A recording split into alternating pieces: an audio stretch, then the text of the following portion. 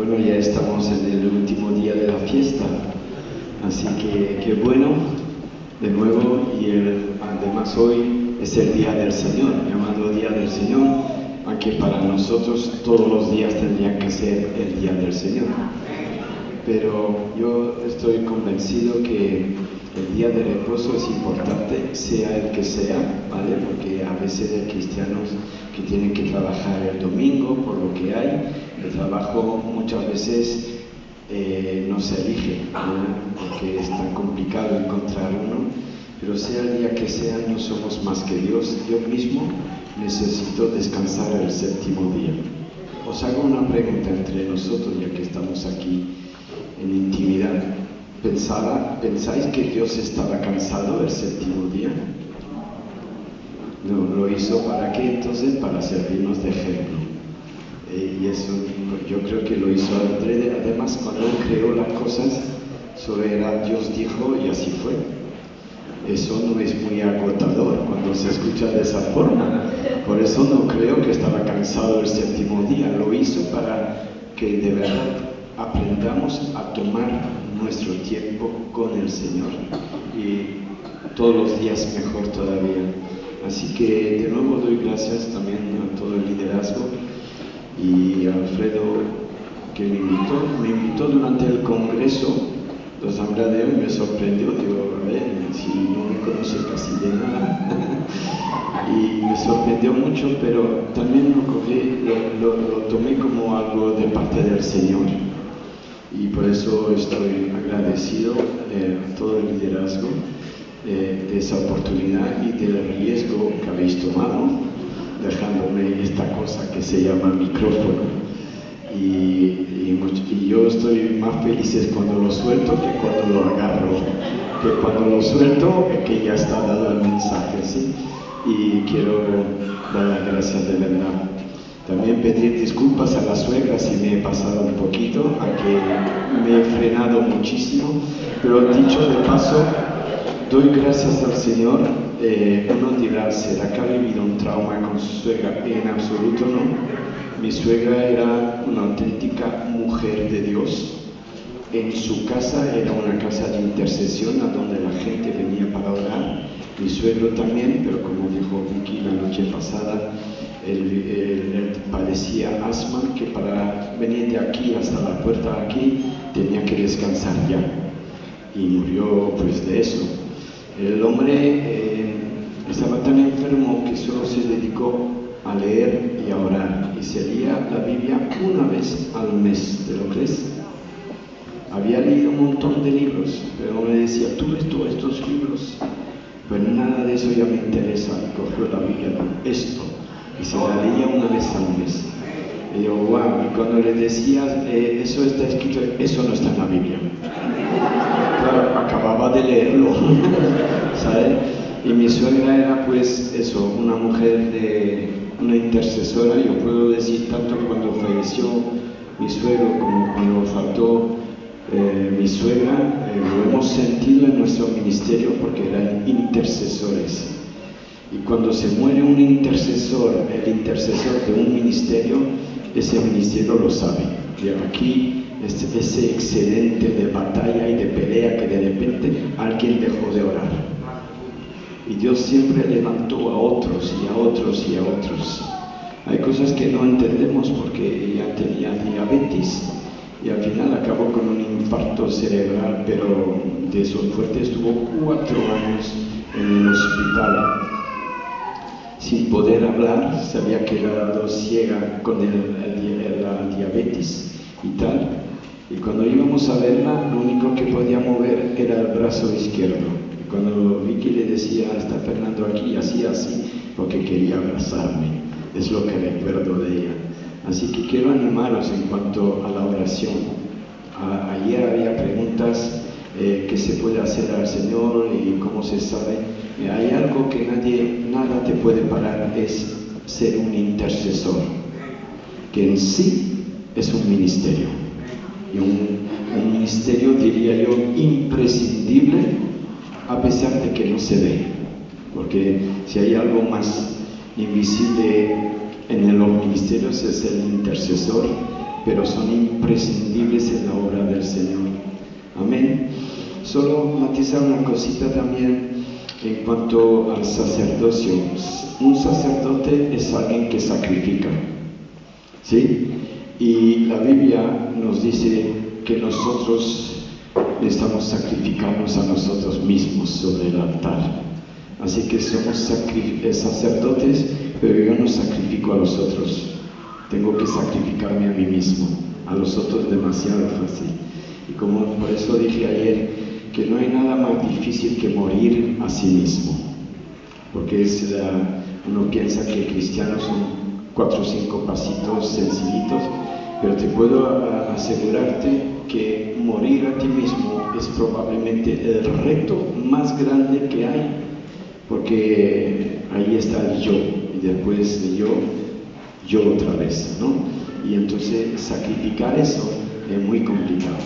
Muy bien, seguimos con el pasaje, pero realmente lo que me gustaría ir como mensaje de conclusión para atar un poco los cabos es en cuanto al destino, nuestro destino. Cada uno de nosotros que hemos sido llamados para el real sacerdocio, que hemos sido escogidos, que hemos sido adquiridos, lo hemos hecho para anunciar virtudes de aquel. Hemos visto cómo el Israel original le dio la espalda y Dios se constituyó un nuevo Israel espiritual, un nuevo pueblo que es de todos los dispersos de todas partes. De lo que no era pueblo, ahora Dios ha hecho un pueblo y somos nosotros aquí presentes. ¡Qué privilegio! Vamos a leer textos que os podrá parecer un poquito raro al principio, pero no os vayáis antes de que llegue a la conclusión, ¿vale?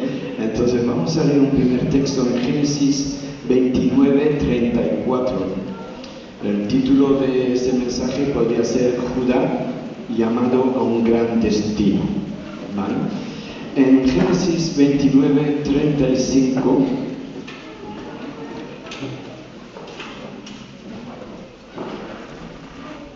sí, estaba calculando el tiempo por si tengo que cerrar yo la puerta o no. 29:35. Tenemos aquí la historia de Lea y Raquel, esposas de Jacob, y dice: concibió una vez más y dio a luz a un hijo, y dijo: esta vez alabaré al Señor. Así que le puso por nombre Judá, y dejó de dar a luz. Judá significa alabado, o que sea alabado Dios. Amén. Padre, pedimos bendición sobre tu palabra, siempre con temblor y con temor, Señor, para que no reduzca el hombre, sino que seas glorificado. Te lo pido, Padre, en el nombre de Jesús. Amén. Hablando en el desayuno con el hermano Alfredo esta mañana, prediqué por primera vez, estaba por los 18 años, y prediqué sobre si alguien quiere venir en pos de mí, niéguese a sí mismo. Fue mi primer mensaje. No sé los predicadores que hay aquí si se acuerdan del primer mensaje. El primero normalmente lo recordamos porque nos dio un pánico, un terror, en fin, todo eso. Y después qué alivio una vez que se pudo dar, pero al mismo tiempo es la puerta de entrada a lo que Dios quiera. Aunque no hubiera predicado jamás después, pero vamos 44 años predicando y me hace el mismo efecto: nudos en el estómago, nerviosismo, a veces pánico, ¿sabes? Y todo, y rehuso subir en la plataforma sin los nudos en el estómago, porque el día que suba aquí sin eso, que ya habré perdido lo que es lo esencial de la predicación. Recuerdo una historia que parece que es auténtica, la cosa que a memoria me falla en cuanto a las circunstancias y tal. Era de un joven predicador que estaba sentado delante, al lado del viejo predicador. Y cuando le tocó al joven predicar, subió corriendo en la plataforma y subió rapidísimo, cogió el micrófono y empezó a predicar, pero la cosa le fue muy mal. Y entonces bajó de la plataforma cabizbajo, lentamente y se sentó al lado del viejo predicador. No os ofendáis cuando digo viejo, es con todo el respeto, ¿vale? Tenía edad, ¿vale? Y entonces el viejo predicador le dijo al joven: si hubieras subido como bajaste, hubieras bajado como subiste. Daros tiempo para pensar, pero de eso se trata. Mucha gente quiere la plataforma, pero realmente es para temblar. Es para temblar. Dice la palabra que los que enseñan tendrán doble juicio, doble castigo también. Y por eso digo, es con temblor, porque hay gente mucho más capaz que yo, y lo digo sin complejo de inferioridad. Pero cuando somos invitados, pues cogemos la oportunidad y lo que Dios quiera, ¿no? Amén. Así que hemos leído este pasaje, vemos este pasaje con Lea, que dio a luz a un cuarto hijo que le llamó Judá. Conocemos un poquito el ambiente de la concepción, entre el conflicto que hubo entre Lea y Raquel. Durante toda la vida de estas dos señoras hubo un conflicto. Jacob llegó ahí en la tierra de Labán para buscar esposa. Cuando escuchamos la historia parece que Jacob era un jovencito, pero cuando vamos haciendo los cálculos de ese periodo más tarde, tenía que rondar por los 70 años el Jacob. Dice un poco como la vida de los perros, que cada año es como 7, ¿no? En aquella época cada año era como 2, entonces el equivalente de Jacob hubiera sido como la fuerza, el vigor de unos 45 años. Cuando tú ves a Sara, que estaba por los 90, pero aún así Abraham dijo: cualquiera que la vea y tal, tú di que eres mi hermana. No dijo: tú dile que eres mi abuela, di que eres mi hermana, para que no me maten, porque era una mujer hermosa y todo. Digo, con 90 años, ¿sabes? Entonces las mujeres no pierden la hermosura, ¿sí? Entonces, pero también es porque en aquella época comida sana, aire puro, buena agua y tal, y la cosa fueron degenerando desde el pecado. Adán vivió 930, si mi memoria no falla, y después se ve que cada vez va menos, pero tenían un vigor. Noé edificar un arca con 500 años. Digo, wow, voy a cumplir 67, 66, y ya me costó subir las escaleras aquí 2 veces seguidamente, ¿no? Entonces está claro que las edades eran ciertas, eran años de 300, ¿cuántos días? 352, ¿no? Al año, eran los mismos días de 24 horas, pero la longevidad era mucho mejor y la esperanza de vida era mucho más, etcétera, etcétera. Así que Jacob, obedeciendo a su mamá, se fue a la tierra de Labán a buscar a una esposa. Con 70 años obedecía a su madre, como que la obediencia es fundamental, ¿sí? Así que vemos que hubo entre Lea y Raquel. Jacob, cuando vio a Raquel, cayó enamorado, porque Lea no era tan hermosa como Raquel, para no ofenderla. Y se ve que Jacob se enamoró directamente de Raquel y le dijo a Labán, su tío: trabajaré 7 años por tu hija Raquel. Y Labán dijo: bien. Y trabajó 7 años, conocemos la historia así. Trabajó 7 años, y el día que se acabó, dice la Biblia que le pareció poco los 7 años, porque estaba súper enamorado. Las solteras dirán: Señor, dame un marido como ese, ¿sabes? Que 7 años le parece nada de esperar, ¿no? Pero el día de la boda, nos dice la Biblia que Labán le dio a Lea, o estaba tan enamorado que sus ojos se hicieron borrosos y no se dio cuenta que le dio a la otra, o se piensa más bien que era más de tarde, más de noche, y solían todavía cubrirse la cabeza cuando se presentaban al esposo.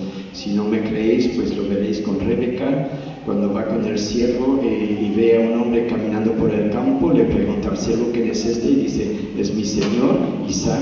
Y dice la Biblia que se cubrió el rostro, habiendo establecido que era una costumbre.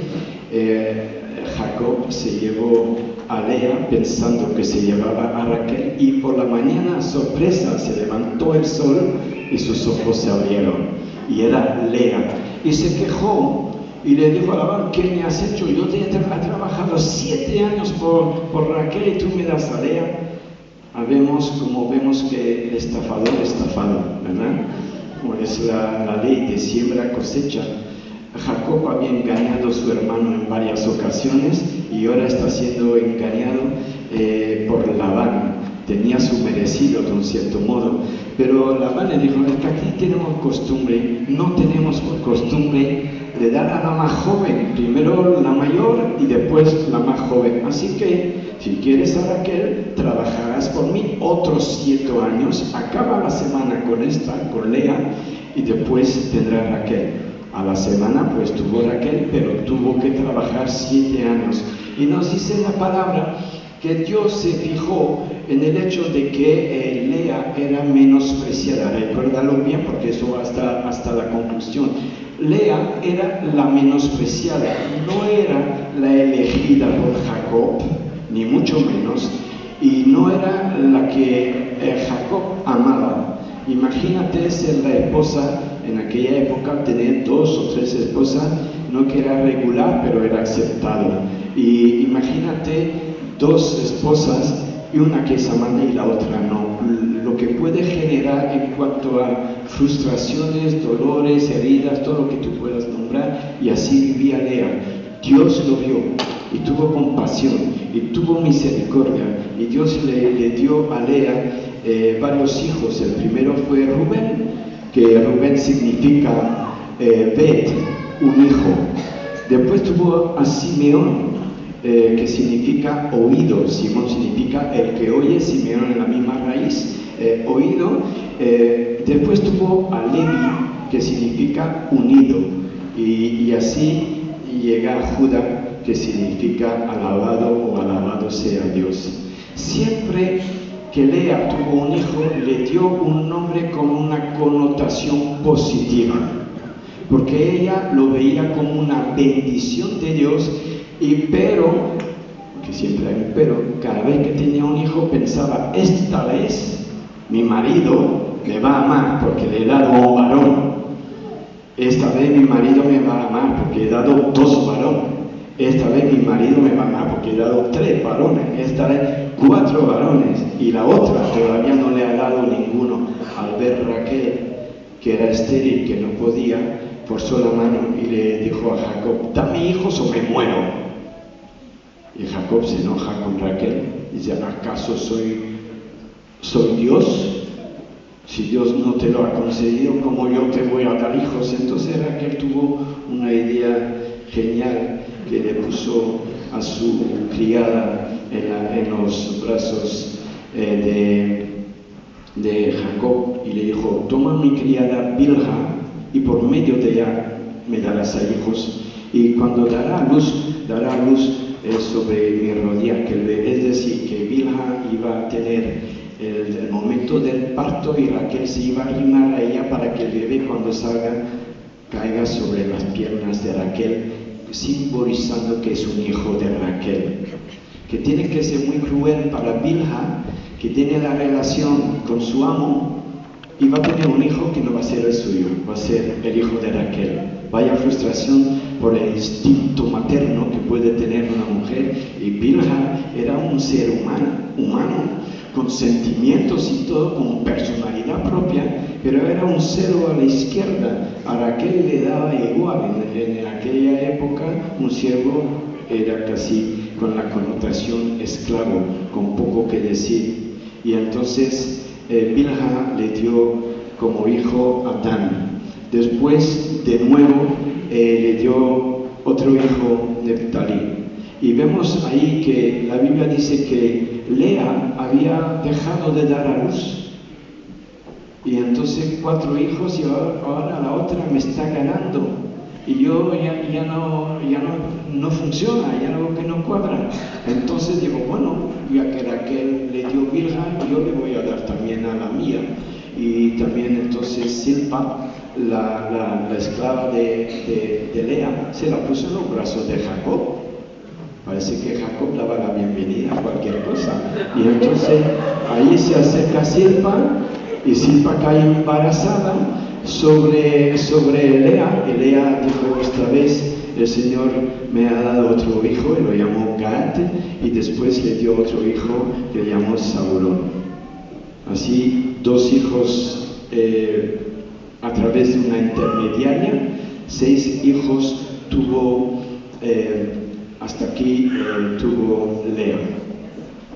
Así que vemos después la pelea siguió y al final dice que Dios le dio a Lea otro hijo más tarde, y después una hija llamada Dina. Cada vez la esperanza de Lea, la menospreciada, la no amada, era: esta vez mi marido me va a amar, esta vez mi marido me va a amar. A lo que estamos dispuestos, ¿verdad?, para recibir un poquito de amor. Y vemos aquí pues una historia increíble.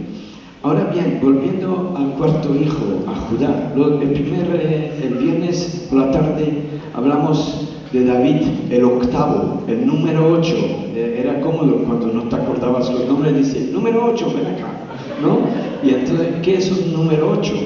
En Crónicas nos dice que David era el séptimo, y algunos comentaristas piensan que uno de los hijos de Isaí, padre de David, o había muerto o algo pasó para que no lo consideren, o el que lo escribió diciendo David el séptimo habrá querido poner el número divino sobre David para que sea más bonito. Yo no sé lo que fue realmente, pero es verdad que tenía 7 hermanos. David era el número octavo, ni siquiera era el séptimo. Es decir, hubiera sido lo ideal en la simbología de los números en Israel.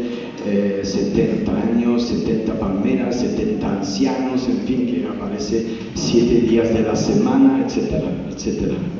Aquí vemos el número 4, que es un número 4 de la mujer menospreciada, de la mujer no amada. ¿Qué futuro tiene un número 4? Lo digo para, si después de lo que se ha predicado el viernes a hoy, todavía hay gente con complejos de que no son nada. Lo que Dios puede hacer con nada es impresionante. Con nada hizo el universo. Así que podrá hacer con nosotros. Y como dijo David, con una quijada de burro ha podido matar a 1000, iba a decir fariseos, que no hubiera sido mal tampoco, a 1000 filisteos. ¿Qué hará con un burro entero? ¿Verdad? Entonces, vemos aquí, número 4 está ahí. Pasa el tiempo y por fin Raquel, la amada, tiene un hijo, y Raquel le llamó José. Y nos dice la Biblia que José era el mimado de Jacob.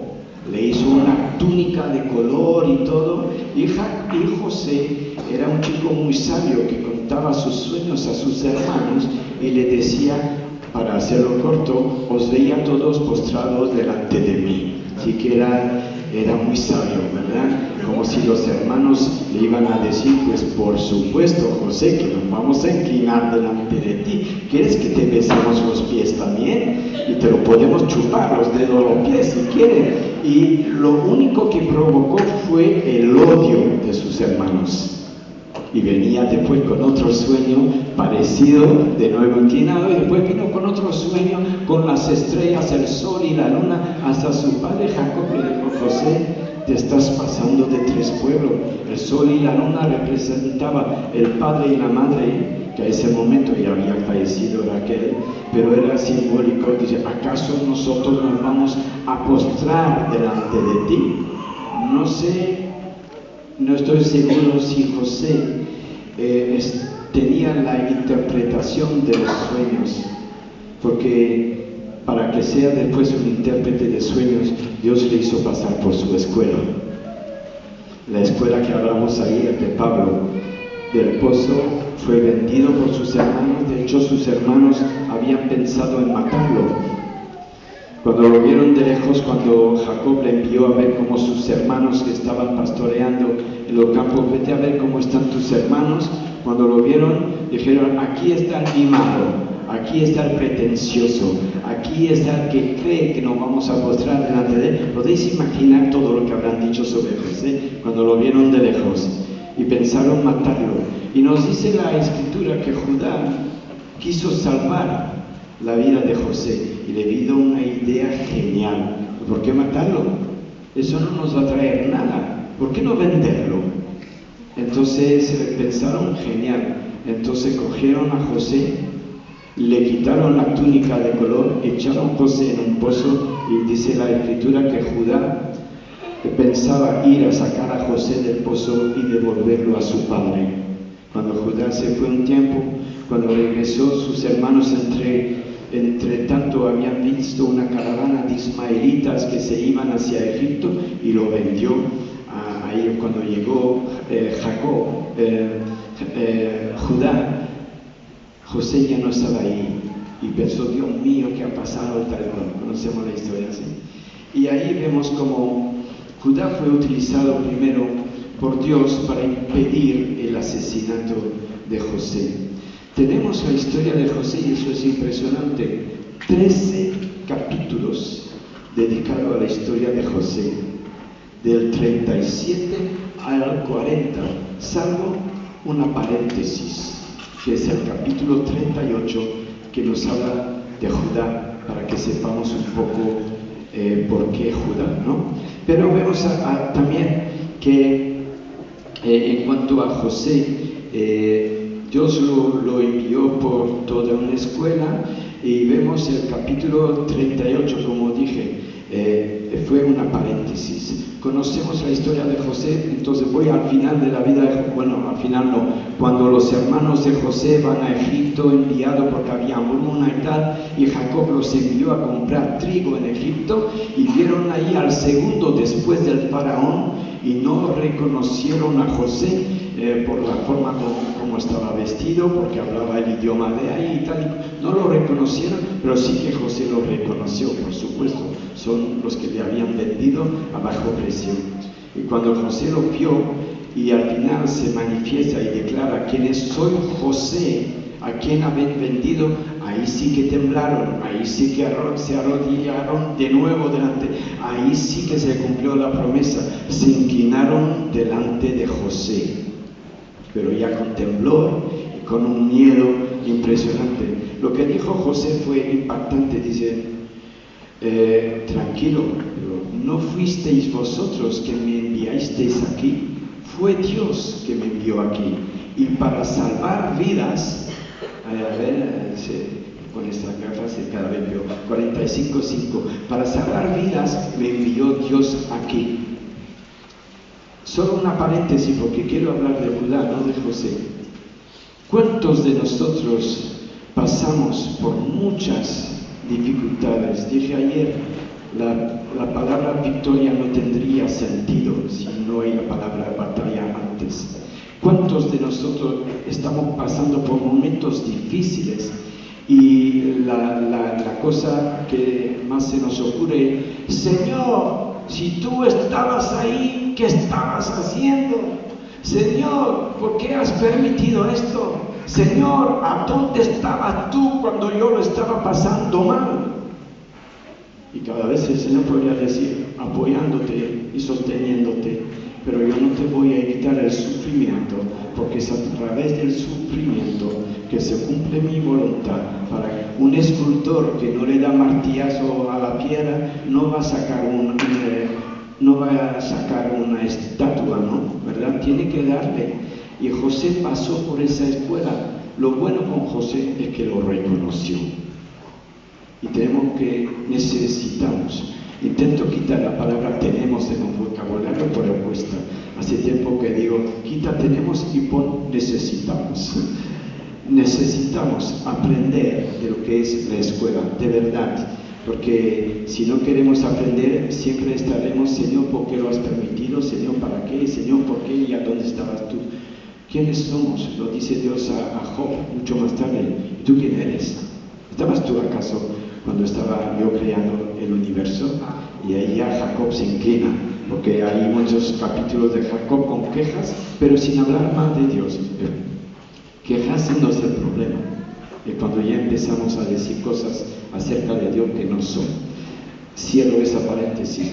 El capítulo 38 es una paréntesis aparentemente sin importancia en la historia de Judá, y es probablemente un capítulo que por lo espantoso que contiene, se hubiera probablemente preferido que no haya ningún capítulo 38 sobre la vida de Judá ahí, porque estamos viendo ahí que Judá, no lo vamos a leer porque es un poco largo, pero vemos que Judá tuvo 3 hijos, Onán y se me ha ido el nombre, pero ya aparecerá de nuevo, Silá. Tuvo 3 hijos. Se casó con Tamar, que era cananea. Judá, contrariamente a Jacob y a Isaac, que se fueron a la tierra, a la parentela de ellos, para buscar esposa, Judá no lo hizo. Cogió una cananea del territorio donde estaba y ahí empezó a vivir, y después tuvo hijos, y después sus hijos se casaron también con una cananea, Tamar. El primero, le desagradó a Dios, y nos dice la Biblia que murió Hay pasaje incluso que dice que Dios lo mató. Después, Onán tenía que darle descendencia a su hermano. La costumbre de aquel entonces es que cuando moría el hermano, el siguiente tenía que tener hijo y darle el nombre del difunto para que no desaparezca el nombre. Hasta ahí podemos todavía entender, pero Onán no tenía ninguna intención de darle a su hermano una herencia, y entonces en el momento del acto pues hacía que la simiente se eche al suelo, y Dios no le agradó tampoco y se murió también. Y entonces estaba ahí Tamar, y Judá dijo: wow, esta mujer, y le he dado 2 de mis 3 hijos, han muerto 2, y si le doy el tercero, si me muere, a mí no me queda nada, si se muere. Y entonces le dijo Tamar: mira, mi hijo es demasiado joven, así que vuelve a tu casa, y cuando tendrá edad ya para casarse y tener hijos, pues entonces te lo entregaré. Y ella pues cumplió, se fue. Y entonces pasó los años y los años, y nos dice la Biblia que Tamar vio que su tercer hijo ya estaba bien criado, ya estaba en edad para poder procrear, estar casado y tal, pero Judá no se la dio. Y le informaron de que Judá estaba pasando por ahí, iba a trasquilar a las ovejas, se dice trasquilar, creo, ¿sí? Las ovejas y tal, estaba con un amigo, y ahí Tamar se disfrazó de prostituta. ¿Y cómo se disfrazó de prostituta? Nos dice la Biblia que aparte de la ropa que se puso, se cubrió la cabeza. ¿Cómo cambian las épocas y las costumbres, verdad? Ahí el hecho de que tenía la cabeza cubierta, se entendió que era una prostituta. En el Nuevo Testamento, si no te cubrías la cabeza, no podías profetizar. Entonces, complicado, ¿no? Vemos que en las épocas las costumbres cambian. Por región también había diferentes costumbres. Así que Tamar se cubrió la cabeza, y cuando la vio Judá, quiso tener relación sexual. Y ella, pues, tuvo relación sexual, pero sin quitarse el velo, o estaba en un lugar oscuro, y Judá no la identificó. Y Judá le dijo: ¿qué quieres?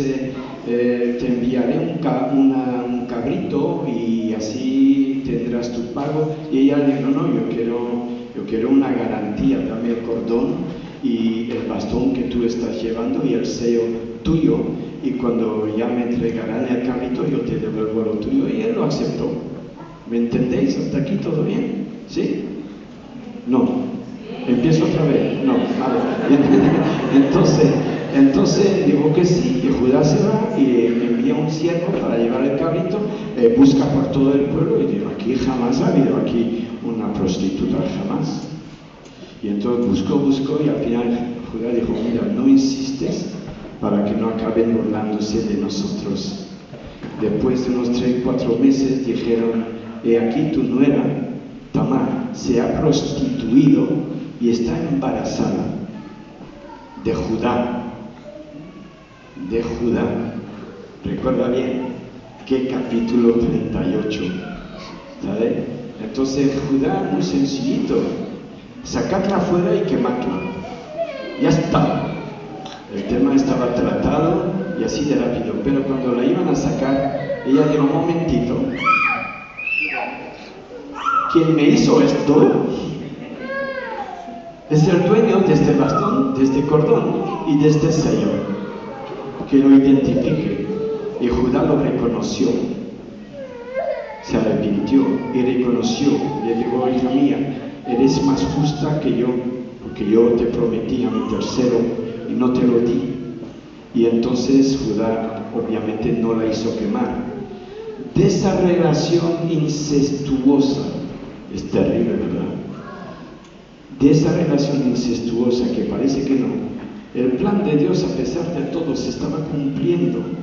No es que era lo ideal de lo que Dios quería, pero Dios permitió las circunstancias, pero su plan no tenía marcha atrás.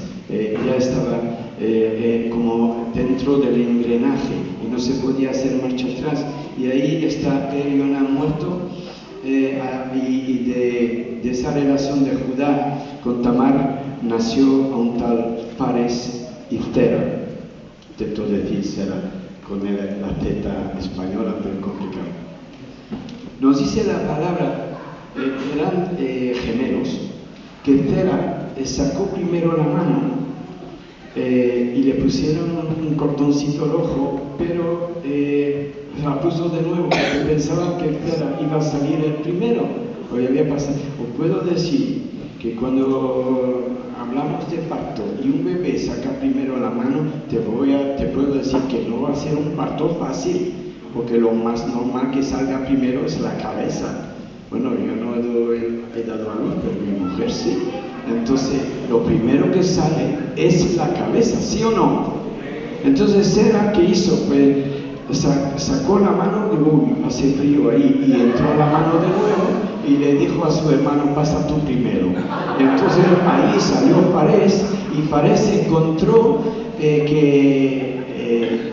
un tal Fares, nacido de una relación incestuosa, pero también al mismo tiempo que nos da la respuesta a la pregunta: ¿por qué un capítulo 38 entre el 37 y el 50? No hay, yo lo dije ayer o antes de ayer, no me acuerdo. No creo en el azar no existe. Solo hay propósitos de Dios.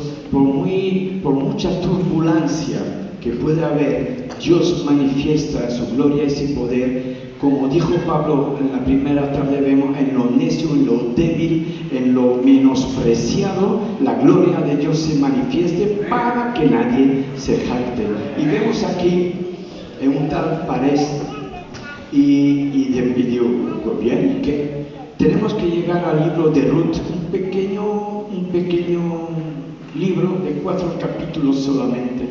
Ahí tenemos la respuesta del porqué del capítulo 38. Ruth 4, 18 a 22 dice: estas son las generaciones de Fares. Fares engendró a Esrón. Esrón engendró a Ram. Si buscáis nombres para vuestros hijos, aquí tenéis unas cuantas recomendaciones. Ram engendró a Aminadab. Aminadab engendró a Naasón. Naasón engendró a Salmón. Salmón engendró a Boz. Boz engendró a Obed. Obed engendró a Isaí. Isaí engendró a David.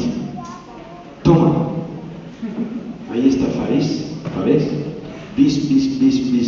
bisabuelo del rey David, descendiente de Judá. Es impresionante porque eso del orden cronológico por el cual nacemos en la cultura hebrea era que el primogénito es el que se llamaba doble porción de todo. El primogénito era el heredero, Pero Dios cambia las circunstancias y aquí pasa número 4 a ser número 1. Pero no porque, como dije la primera vez, tú sí, tú no, tú sí, tú no, tu cara me cae bien, la tuya me cae fatal, es un ejemplo solamente, la tuya me cae mal, etc. No, y nosotros pensamos, Señor, yo mismo, aquí, tan bonito y tan majo, yo soy el número 2 en mi casa. Primero nació mi hermana, Ángeles, y era chica. Después, 2 años más tarde, nací yo. Y hasta aquí todo bien, una chica, un chico, pero 7 años más tarde nació mi hermano. Y yo me encontré entre, ten cuidado con tu hermana, que es una chica, ten cuidado con tu hermano, que es pequeñito, ¿y yo qué? ¿No? El número 2. A veces parece que no pintamos nada, porque las circunstancias han hecho que no somos ahí para lucir, ¿verdad? Y entonces siempre me encontraba entre la chica y el peque. Y yo tenía que como ser un poquito el protector de los dos, de mi hermana porque era chica y de mi hermano porque era el peque. Y te aseguro que a veces he podido verlo, creo que inconscientemente mis padres lo vieron así, aunque estoy agradecido al Señor por mis padres. Han sido, bueno, mi padre todavía vive, vamos a Bélgica ahora, va a cumplir 90 el 5 de diciembre. Se levanta a las 2 de la mañana para leer la Biblia, así que no hay excusa, ¿verdad?, para servir al Señor y ser un intercesor. Aquí está un poquito, y uno de mis subtítulos aquí es ¿qué importancia tiene el número 4? Y veámoslo un poquito en la bendición de Jacob. Jacob es moribundo, está a punto de morirse. Creo que moribundo es lo que quiere decir, ¿no? Se está muriendo. Y está en su lecho de muerte y convoca a todos sus hijos, los 12, José incluido. Y José tuvo Manasés y Efraín, pero de ellos dos no quiero hablar. El primero de Jacob, vamos a ver por qué Dios escoge y por qué Dios descarta, ¿vale? Que no es a dedo, porque lo ha decidido así. Judá me cayó bien, porque cuando vemos el capítulo 38, te puedo decir que lo que hizo Judá a Dios no le agradó para nada. Incesto, relación con una prostituta. Probablemente Judá se había quedado viudo y hubiera podido hacer las cosas bien. Hubiera podido casarse de nuevo y no hubiera pasado nada. Pero no, por el motivo que sea, o no tuvo tiempo, o era recién, y él tenía necesidades, entonces se puso con la prostituta, y ya el resto lo hemos dicho. Pero ¿por qué el número 4? Si vemos en cuanto a Rubén, Jacob dice, Rubén, tú eres mi primogénito, escucha bien, mi poderío y el principio de mi vigor, porque era el primero, prominente en dignidad y prominente en poder, incontrolable como el agua, no tendrás preeminencia porque subiste a la cama de tu padre y la profanaste, y él subió a mi lecho. ¿Qué había hecho Rubén? Se había subido a la cama y había fornicado con Bilha, la criada de Raquel. Jacob lo supo, pero en ese momento no dijo nada. Pero cuando ahora está moribundo, está ya profetizando a cada uno de sus hijos. Rubén, tú tenías que haber sido el primogénito. Le dice poderío, principio de mi vigor, prominente en dignidad, en poder, pero incontrolable. Y de esa línea Dios no quería rasgos para que Judá sea el prominente. El segundo fue Simón y Levi, Génesis 34-25, conocemos un poquito, dice, pero sucedió que al tercer día, cuando estaban con más dolor, 2 hijos de Jacob, Simeón y Levi, hermanos de Dina, tomaron cada uno una espada, entraron en la ciudad de Siquem, y que estaba desprevenida, y mataron a todo varón. La Biblia nos cuenta la historia de Dina, que quiso ver a los habitantes de la ciudad en Siquem, y fue a ver, y los varones de ahí, mi esposa desde luego veis, ha visto que trago 2 veces y ya sabe que tengo sed. Ayuda idónea, dice la.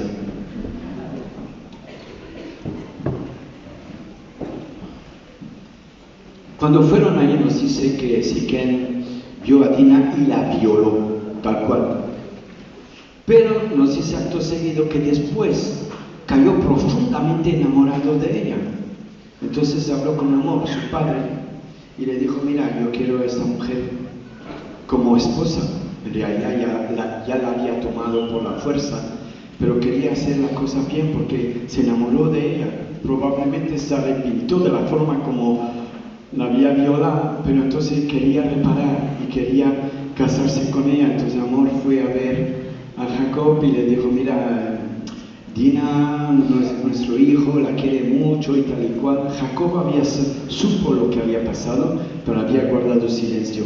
Pero cuando los hijos de Jacob supieron lo que había pasado, estaban enfurecidos. Y había ahí 2, Simeón y Levi, que muy astutos dijeron, es que nosotros no podemos dar nuestra hermana con alguien que no está circuncidado, o se circuncisa o no la tendrá como esposa. Y entonces dijo, esa es la condición que ponemos, que Siquem esté circuncidado, y no queremos tener ninguna unión, ninguna comunión con incircuncisos. Le reportaron eso a Amor y a su familia, y todos que amaban tanto a Siquem, que era como un príncipe, todos aceptaron, y no solo que Siquem, pero todo el clan se hizo circuncidar. Eso es amor, Se hicieron circuncidar para que complacer a Siquem, para que se pueda casar con Dina. Pero nos dice que al tercer día, cuando hay circuncisión, al tercer día es el más doloroso. Y cuando estaban en ese tercer día, con todo el dolor de lo que es la circuncisión, no había anestesia ni nada, vino Simeón y Levi, probablemente con siervos, esclavos con ellos, con espada, y los mataron a todos. Fue una masacre lo que hicieron ahí. Jacob lo único que dijo, que me habéis dicho, hijos, ahora nos odiarán, de toda parte dirán, mira lo que hace esta gente, y todo eso con la excusa de la circuncisión. Pero Jacob no se olvida, está en su lecho de muerte, dice Simeón y Levi. Simeón y Levi son hermanos, 49, 5 a 7, son hermanos, sus armas, instrumentos de violencia. En su consejo no entre mi alma, a su asamblea no se una mi gloria, porque en su ira mataron a hombres y en su obstinación. Maldita su ira, porque es feroz, su furor, porque es cruel. Los dividiré en Jacob, los dispersaré en Israel. Número 2, número 3, apartado, queda el número 4. Lo curioso, y es solo una paréntesis para no alargarme, se ha ido el tiempo ya. Lo curioso es que se cumplió también la profecía de Jacob con Levi. Es algo que Dios cambió la maldición en bendición, pero Levi fue esparcido por todo el territorio de Israel, a ser la tribu de sacerdotes. Tuvieron 48 ciudades por todo el territorio de Canaán cuando entraron en la tierra, y lo que había dicho Jacob, los dispersaré en Israel. Quería separar Levi de Simón, y de un cierto modo se cumplió. Cuando vemos la tribu de Judá, que ocupa casi la mitad del territorio de Israel, la tribu de Simón se vio atrapada ahí en medio, y Levi por todo el territorio. ¿Cómo se cumplió la profecía de Jacob? Y eso nos lleva al número 4, que es un número 4 entre 12, ¿verdad? Pero vemos como el destino, el propósito de Dios no depende de qué número somos, depende del propósito de Dios. y de nuestro deseo para obedecer. Hemos sido llamados para obedecer, para servir. Ahora, servir sin obedecer es un desastre, pero hemos sido llamados para servir, pero sobre todo, y primero, antes, es obedecer. Así es como Judá pasó a ser el primero. Escuchen bien la profecía de Jacob, eso me pone casi la piel de gallina. A Jacob le dijo: a ti, Judá, te alabarán tus hermanos. ¿Qué significaba Judá? Alabado, alabado sea Dios. Y Jacob recoge ese término. Él lee a quien le dio el nombre a Judá. Dice: esta vez mi marido me amará, y le llamo Judá. Alabado, alabado sea Dios. Y aquí está, aquí Judá, te alabarán tus hermanos. El número 4, tu mano en la cerviz de tus enemigos, se inclinarán a ti los hijos de tu padre. Y ahora, iba a decir que me oigo de la cuestión, cachorro de león, es Judá. De la presa, hijo mío, has subido, se agazapa, se echa como león y como leona. ¿Quién lo despertará? El cetro no se apartará de Judá, ni la vara de gobernante de entre sus pies, hasta que venga Silo. Él lava en vino su vestidura y en la sangre de las uvas su manto.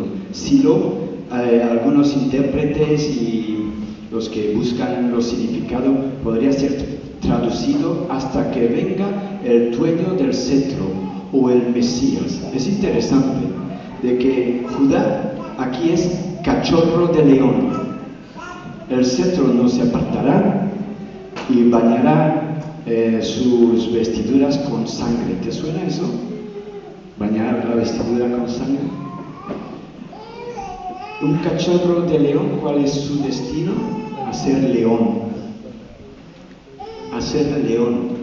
Ayer lo hemos cantado, muchas gracias por el grupo de alabanza, porque todavía estaba hablando. Señor, confirma, el león de la tribu de Judá. El león de la tribu de Judá. Sí que es cachorro, porque hay que empezar por el comienzo.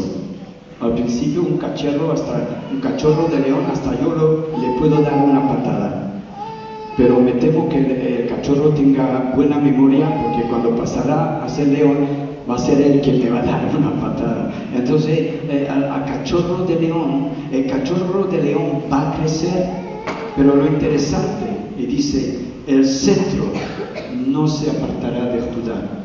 Jacob está profetizando algo tan profundo que a través de los siglos, para llegar hasta Jesús, estamos viendo ya un cetro que tiene que ser recogido por el que se lo va a merecer, por su propia sangre. Acceder. Todos te alaban, Jacob, y sin lugar a duda vemos que la historia espantosa de un capítulo 38 colado entre 37 a 50 nos dice: pero Señor, ¿cómo puede haber cosas tan feas en la palabra? Pero lo feo Dios lo transforma en algo hermoso, ¿amén? La tribu de Judá pasó a ser la más numerosa en Israel. Cuando cruzaron el desierto y se hizo el tabernáculo, el orden de batalla o el orden de marcha era Judá primero, el que abre el camino. Después venían las otras tribus que arropaban el tabernáculo y después la retaguardia. Y siempre Judá fue el primero en abrir camino. Fue Judá que tuvo la tribu más numerosa de todas las tribus de Israel. Fue Judá que permaneció en el territorio de Israel cuando hubo la cautividad y 10 tribus fueron llevadas a cautividad. Judá se quedó 100 años más todavía, con reyes como Ezequías, como Josías, reyes que destacaron, uno sí, uno no, uno sí, uno no, pero reyes que han marcado la historia de Israel. Fue en Judá a donde vemos un tal profeta Isaías. Fue en Judá a donde vemos ahí un Jeremías, que más bien de la tribu de Leví, etc. Pero vemos aquí el destino, lo que decía Pedro: linaje escogido. Somos nosotros linaje escogido. ¿Por qué nosotros número número 4, número 7 o número 44, da igual. Hemos sido escogidos para un propósito. ¿Por qué ha descartado los otros? Siempre descarta por un motivo, no a ojo, no a dedo, sino porque hay algo que, y nosotros decimos, ¿y qué tengo yo, Señor? Tranquilo, eres el alfarero. Lo que está mal, Él lo va a rectificar. Pero lo que ha visto en cada uno de nosotros, a Dios le gustó. Hay mucha paja, pero no pasa nada. Vamos a quitar la paja, guardaré el trigo. Para concluir, hay muchas promesas relacionadas con la tribu de Judá en la Biblia. Tenemos, por ejemplo, solo he cogido 2 o 3. Judá, el Salmo 108, versículo 8, Judá es mi cetro. Salmo 114, versículo 2, Judá vino a ser su santuario. Judá significa, judío mejor dicho, significa hombre de Judá. Es el significado del término judío, es un judío, hombre de Judá. Jesús dijo en Juan 4:22, la salvación viene por los judíos, por los hombres de Judá. Vemos ahí una línea, un destino, una nación escogida. La historia rara del capítulo 34, la historia de Ruth, la moabita para colmo, cuando había en la ley de Dios de no juntarse con los extranjeros y tal, pero Ruth ahí está la moabita, con quien había menos conflicto, pero en fin, en Mateo 1:3 vemos la genealogía, una genealogía desglosada, y pone Abraham engendró a Isaac a Jacob, y Jacob a Judá y a sus hermanos. ¿Veis que Judá ha pasado número 1? Abraham engendró a Isaac engendró a Jacob a Judá y a sus hermanos. Mateo 1:3. Y vemos ahí como número 4 ha pasado a ser número 1. ¿Qué linaje? Os leo la genealogía solo para el gusto de verla. Judá engendró a Tamar, de Tamar a Fares y a Zara. Fares engendró a Esrom a Aram a Aminadab a Nasón a Salmón a Rab. A Salmón engendró de Rahab, la prostituta, a Boz, y Boz engendró a Ruth, de Obed, Ruth la moabita. Tenemos una cananea, Rahab, que creo que era cananea también, pero prostituta. Algunos dicen que prostituta en aquella época no tenía el mismo significado, vale, pero algo raro de todas maneras. Después Ruth, y después dice Ruth Obed engendró a Isaí, y Isaí engendró al rey David, y aquí lo más espantoso, el rey David engendró a Salomón de la mujer de Urías. ¿Qué te parece? Eso sí que hay mucha dignidad en ese capítulo, en esta genealogía. Nosotros no entendemos Pablo cuando dice a lo vil, a lo menospreciado, a lo necio, eligió Dios para hacer de nosotros una nación santa. Basta ya con nuestros complejos. Es porque Dios es soberano, Dios es misericordioso, Dios ha perdonado nuestro pecado. Eso sí, tenemos que arrepentirnos. ¿Y qué decir de la última mujer que está en la genealogía? Único, mujeres en genealogía no solía ser algo muy común. María, una virgen embarazada, que no es poca cosa tampoco. Hasta José pensó deshacer su relación con ella, pero de verdad amaba, porque hubiera podido ser apedreada. Y fue el ángel Gabriel que le dijo, no tienes de tomar a María como tu esposa, es por el Espíritu Santo ese embarazo. Y él lo aceptó, sí, pero cualquiera, el Espíritu Santo, anda ya me lo dirás a mí, ¿no? Es que humanamente hablando, y así hay unas 5 mujeres, Tamar, Rahab, Ruth, Betsabé, del adulterio, y María, con una genealogía como esa. Y hablamos de linaje escogido, está repleto de la gracia de Dios. Por eso no tenemos excusa, vale, ¿y quién soy yo? Eres un redimido, has sido rescatado, comprado y adquirido, el azar, de nuevo, digo, no existe. Ayer se leyó y lo tenía aquí, Apocalipsis 5:5. Uno de los ancianos me dijo, no llores, mira el león de la tribu de Judá. ¿Te has fijado? Ya no es el cachorro de la tribu de Judá, el león de la tribu de Judá, la raíz de David, ha venido para abrir el libro de sus 7 sellos. ¿Cuántos de nosotros nos hemos sentido cero a la izquierda? Tenemos las condiciones idóneas para ser usados por Dios. Tengo que acabar. Zapatero siempre concluía 3 veces todos sus discursos. Yo estoy en la segunda, ánimo, pero estoy acabando de verdad. Cuando resalta el pasaje de Pablo, ¿cuánto resalta aquí? Cuando dice, la ley se introdujo para que el pecado abundase, mas cuando el pecado abundó, sobreabundó la gracia, para que así como el pecado reinó para muerte, así también la gracia por la justicia para vida eterna, mediante Jesucristo, que era el propósito final del capítulo 38, mediante Jesucristo, Señor nuestro. Es impactante. Y un detalle, Lea era la menospreciada, ¿os acordáis? Os dije primero de recordarlo porque viene en la conclusión. 49, 29 a 31, y después de toda su profecía, Jacob les dice, les mandó luego y les dijo, yo voy a ser reunido con mi pueblo, sepultadme con mis padres en la cueva que está en el campo de Efrón el Eteo, en la cueva que está en el campo de Macpela, al oriente de Mamre, en la tierra de Canaán, la cual compró Abraham. ¿Recordáis que Abraham compró una cueva para poder enterrar a Sara, su esposa? La cual compró Abraham con el mismo campo de Efrón el Eteo, para heredad de sepultura. Ahí, escucha muy bien, ahí sepultaron a Abraham y a Sara. Ahí sepultaron a Isaac y a Rebeca. Y ahí también sepulté yo a Lea. No la amada, la menospreciada.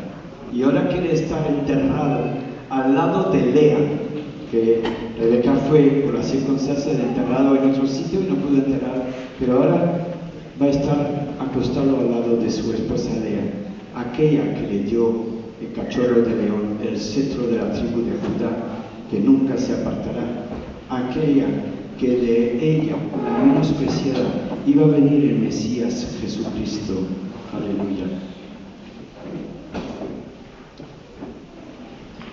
Vosotros sois linaje escogido, real sacerdocio porque somos sacrificadores, representantes de Cristo y de la realeza, nación santa, pueblo adquirido por Dios para que anunciéis las virtudes de aquel que os llamó de las tinieblas a su luz admirable.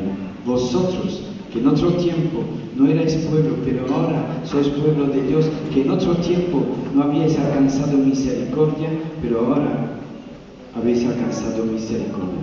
¿Te parece si nos ponemos en pie? Pedimos bendición. Espero que te acuerdes por lo menos lo principal, de que cualquier número que tú representes, número 8 como David, número 4 como Judá, número 2 como Fernando, número, yo qué sé, pon el número. Y si has sido número 1, tal vez era tu propósito, ¿no? Vamos a orar.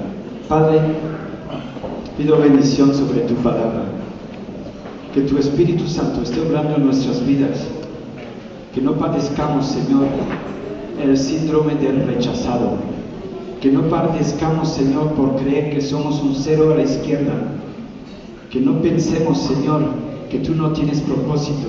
Vemos en tu palabra que tus propósitos son eternos y desde antes de la creación del mundo, y que siempre llegas a tu fin, a pesar de circunstancias que no te glorifican, pero tú cambias, Señor, y de lo inmundo, de lo vil, Señor, lo has hecho noble. Señor, te damos gracias porque de verdad a donde abunda el pecado, sobreabunda la gracia. Ponlo sobre cada uno de nosotros para que te podamos servir todos,